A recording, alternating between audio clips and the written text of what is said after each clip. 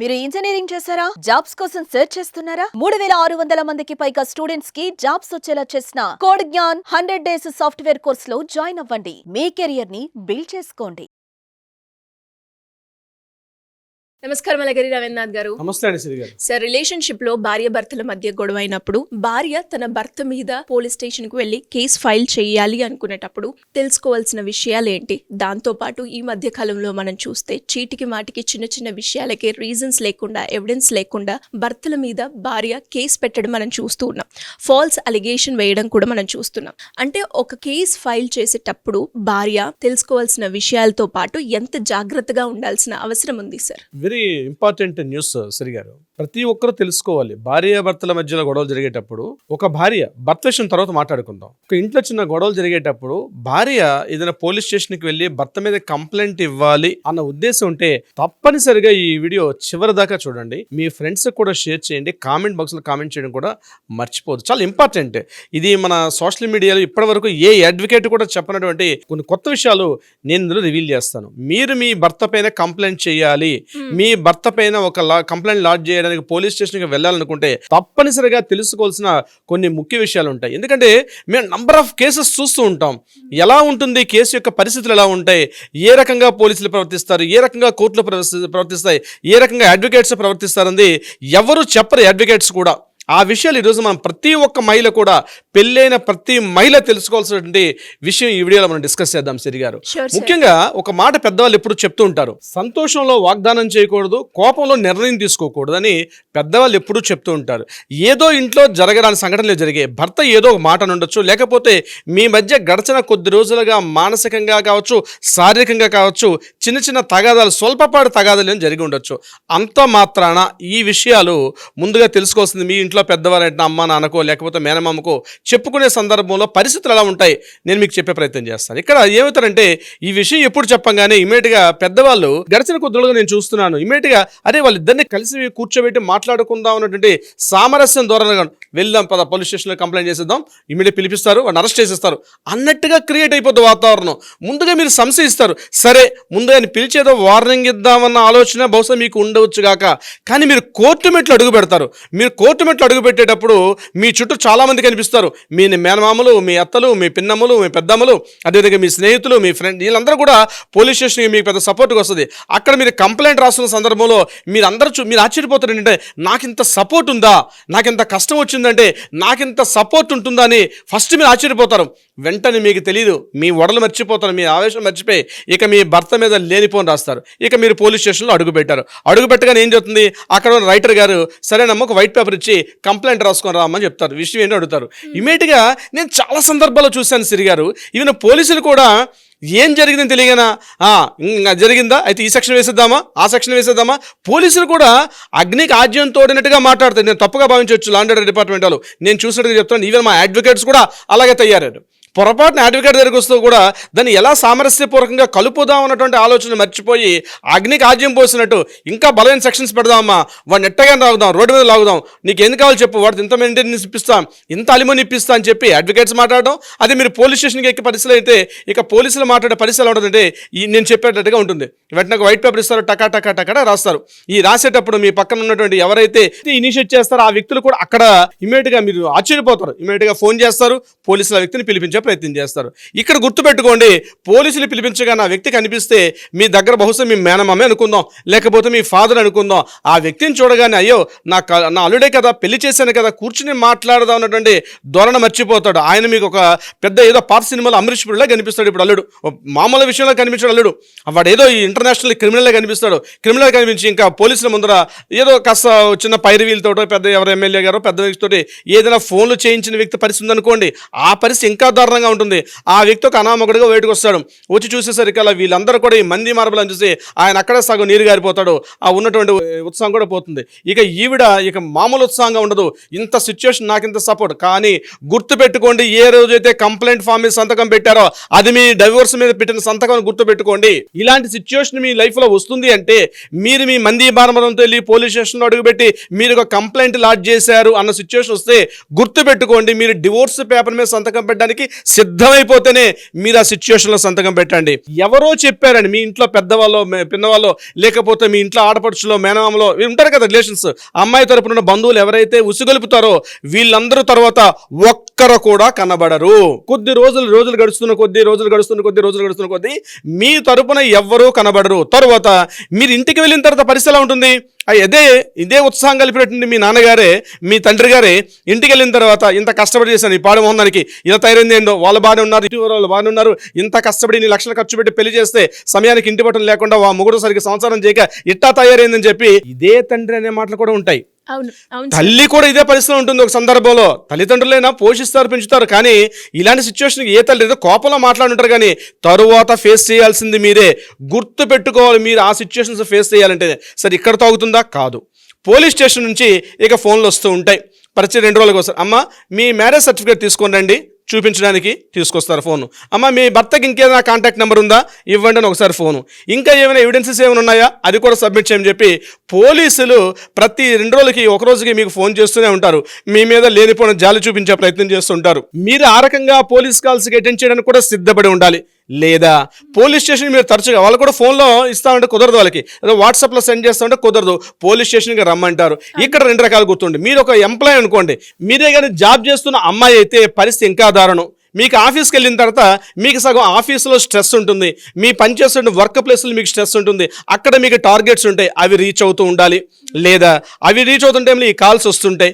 మీ friend సర్కిల్లో మీ close friends అనుకుంటారు, మీ close ఫ్రెండ్స్కి ఎప్పుడైతే హ్యాపీ మూడ్లో ఉంటే 10 మంది వచ్చి మిమ్మల్ని ఆదరిస్తారు, అంటే హ్యాపీ మూడ్లో షేర్ చేసుకుంటారు, కానీ కష్టంలో ఉన్నామంటే ఎవ్వరూ షేర్ చేసుకోరు. ఇది గుర్తుపెట్టుకోండి. హ్యాపీ మూడ్లో ఉన్నామంటే 2 కాదు 4 వస్తారు, కానీ కష్టంలో ఉన్నామంటే మీ క్లోజ్ ఫ్రెండ్ అనుకున్న వాళ్ళు కూడా మీకు కనబడకుండా మిస్ అయ్యి. ఈరోజు అంత అద్భుతమైన స్నేహాలు లేవు. ఒకప్పుడు ఉన్నటువంటి స్నేహాలు పరిస్థితులు వేరే. ఇప్పుడు ఉన్నటువంటి ప్రజెంట్ అమ్మాయిలకైనా అబ్బాయిలకైనా నేను చెప్పేది, అటువంటి స్నేహితులు ఒక మంచి స్నేహితుడు దొరకడం చాలా కష్టం. మనసులో షేర్ చేసుకోవడానికి, మనం చెప్పుకోవడానికి కూడా, బాధలు చెప్పుకోవడానికి కూడా, ఆపోజిట్ వ్యక్తి కూడా అదే బాధల్లో ఉంటే మీ బాధలు పట్టించుకునే పరిస్థితులు వాళ్ళు ఉండరు. సో ఆఫీస్కి వెళ్తే ఆ పరిస్థితి. ఇక ఫోన్లు వస్తూ ఉంటాయి. ఇదంతా అయిపోయిన తర్వాత మీ భర్త గారు అప్పటి వరకు హ్యాపీగా ఉన్నటువంటి కొన్ని స్వీట్ మెమరీస్ ఉంటాయి. మీ భర్తతో మీరు కలిసి ఉండండి, కాస్త పార్కులు కనో, లేకపోతే హోటల్స్ కనో, రెస్టారెంట్స్ కనో, లేకపోతే టెంపుల్స్ కనో, ఇతర తిరిగి ఉంటారు. అవన్నీ చూస్తుంటే మీరు రాత్రులు మీ పక్క దిండు మీరు తప్ప మీతో పాటు ఎవరూ కనబడరు. మీ దిండుతో మీరు స్నేహం చేయాల్సిందే. ఆ దిండు, ఆ కన్నీరు కార్చిన చుక్కలు, ఆ దిండుకి మీ బాధ చెప్పుకోవాల్సిందే తప్ప ఎవ్వరికి ఈ బాధ అర్థం కాదు. ఎందుకంటే లైఫ్లో అమ్మాయికి మ్యారేజ్ అనేది చాలా క్రూషియల్ టైం.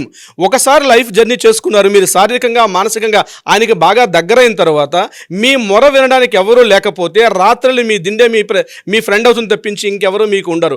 బయట తెల్లారితే మాత్రం 4 కనిపిస్తారు, కానీ అందరూ కూడా మీకు ఏదో ఏలియన్స్లా కనిపిస్తుంటారు, ఏదో అపరిచితులు మీ చుట్టూ తిరుగుతుంటారు తప్పించి మీ మనసులో పడుతున్న బాధ ఏదైతే ఉందో ఆ బాధను షేర్ చేసుకోవడానికంటూ మీకు ఎవరు కనబడరు. ఒకవైపు నుంచి పోలీస్ స్టేషన్ నుంచి ఫోన్లు వస్తుంటాయి. ఇది ఆల్రెడీ వెంటనే ఏమంటారు పెద్దలు, ఇమ్మీడియట్గా ఒక అడ్వకేట్ని అప్రోచ్ అవ్వమంటారు, అడ్వకేట్కి వెళ్తారు. పోనీ అడ్వకేట్ బాగుంటారా? నేను అనకూడదు, కానీ మా అడ్వకేట్ల పరిస్థితి కూడా అలానే ఉంది. వాళ్ళు కూడా ఇటువైపు మాట్లాడతారు, అటువైపు కూడా మాట్లాడేస్తారు.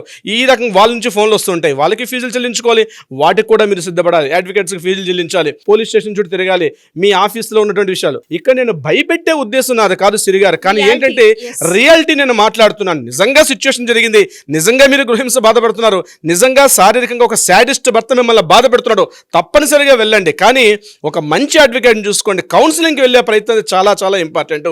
ప్రతిదానికి పోలీస్ స్టేషన్కి ఎక్కిపోయి పోలీస్ స్టేషన్ గుమ్మాల చుట్టూ తిరుగుతుంటూ వాళ్ళ చుట్టూ ఉన్నటువంటి పరిస్థితులు చూస్తే, ఎగ్జాంపుల్ నేను చెప్తాను. రీసెంట్గా నాకు కేసు వచ్చింది.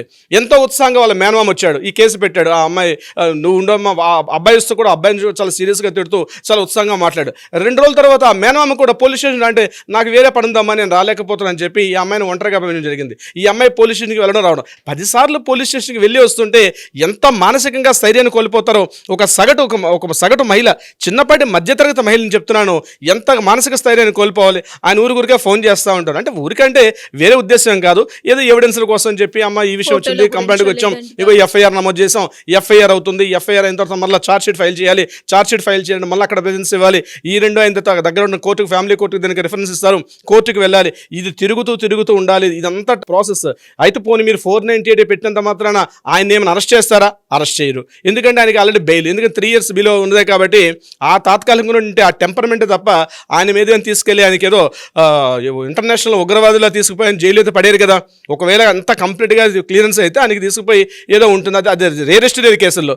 మిగిలిన అన్ని కేసుల్లో కూడా అప్ టు 3 years పనిష్మెంట్ కాబట్టి 3 సంవత్సరాల్లో బెయిల్ ఈజీగా వస్తుంది, బెయిల్కి వస్తాడు. పాప ఈ టైంలో ఆ అబ్బాయి ఎంత బాధపడతాడో మానసికంగా, ఆ అబ్బాయి బాధలు ఆ అబ్బాయికి ఉంటాయి. సో ఒక మహిళ ఒక పోలీస్ స్టేషన్లో కేసు పెట్టే ముందు ఏ అడ్వకేట్ కూడా చెప్పడు కేసు వచ్చిందంటే తను ఏదో తీసుకుందామనే టెన్షన్లో ఆలోచనలు ఉంటారు తప్పించి. నేను ఏమంటానంటే ఏదైనా భార్యాభర్తల మధ్య గొడవలు సంగుతున్నాయి, అటువంటి సమయంలో ఒక మంచి అడ్వకేట్ ను మాట్లాడి పిలిపించండి. మీ హస్బెండ్ ని వాళ్ళని పిలిచి కూర్చుని మాట్లాడి సామరస్యపూర్వకంగా వెళ్ళే ప్రయత్నించండి. చిన్న చిన్న తగాదాలు, చిన్న చిన్న పాటలు. నేను సాయంత్రం పూట కూర వండుతుంటే ఆయన బాగాలేదని చెప్పి ప్లేట్ విసిరి కొట్టాడు, అంత మాత్రం పోలీస్ స్టేషన్కి వెళ్ళిపోతారా? అది కాదు. ఇక ఇంకో విషయం ఏంటంటే ఆయన నాకు సరిగ్గా చూడట్లేదు, నాకు మంత్లీ కావాల్సిన మెయింటెనెన్స్ ఇవ్వట్లేదు, అంత మాత్రం పోలీస్ స్టేషన్కి వెళ్ళిపోయి కంప్లైంట్ చేసేయాలా? చిన్న చిన్నపాటి కారణాలు, చెప్పుకోలేని కారణం.